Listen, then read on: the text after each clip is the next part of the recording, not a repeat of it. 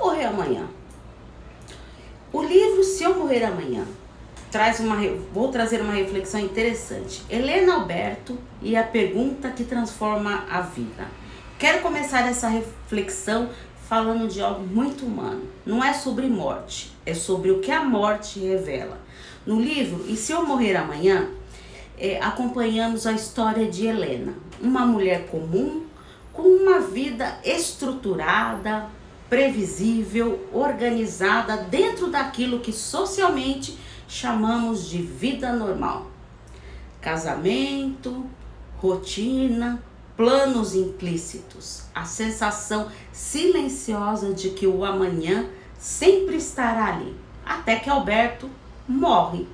E com a morte dele, não é apenas o marido que desaparece, desaparece também a lógica que sustentava a vida de Helena.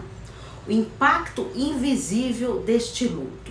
Quando alguém morre, não perdemos só a pessoa, perdemos o futuro imaginado com ela.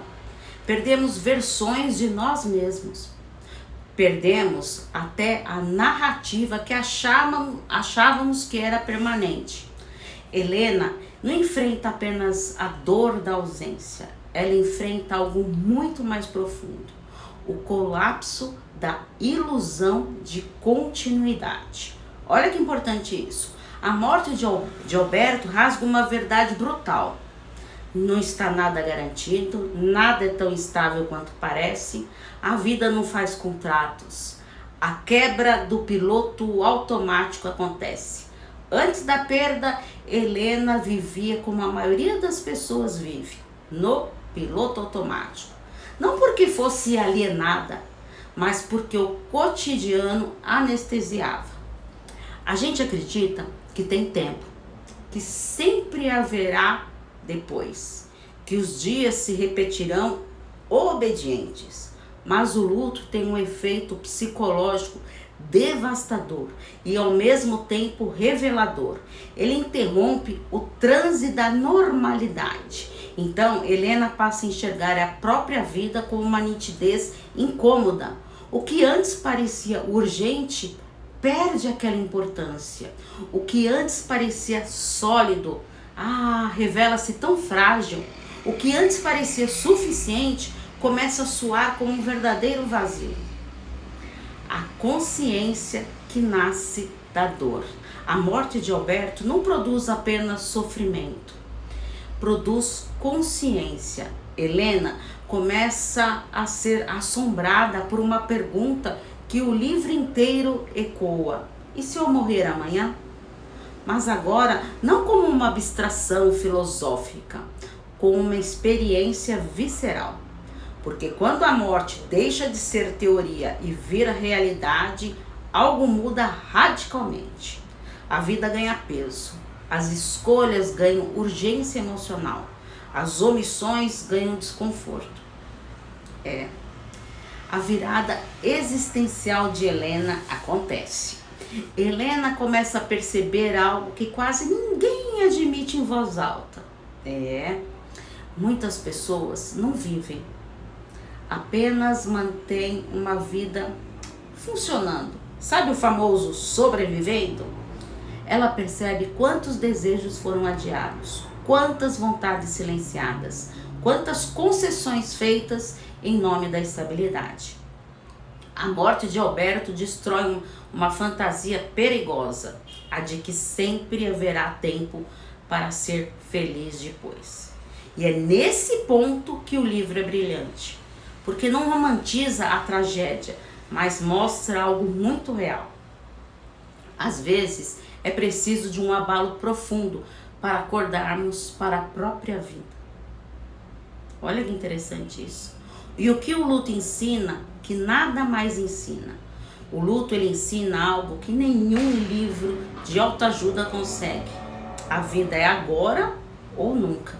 Não no sentido dramático, mas no sentido concreto. Helena começa a questionar padrões, decisões, medos, acomodações.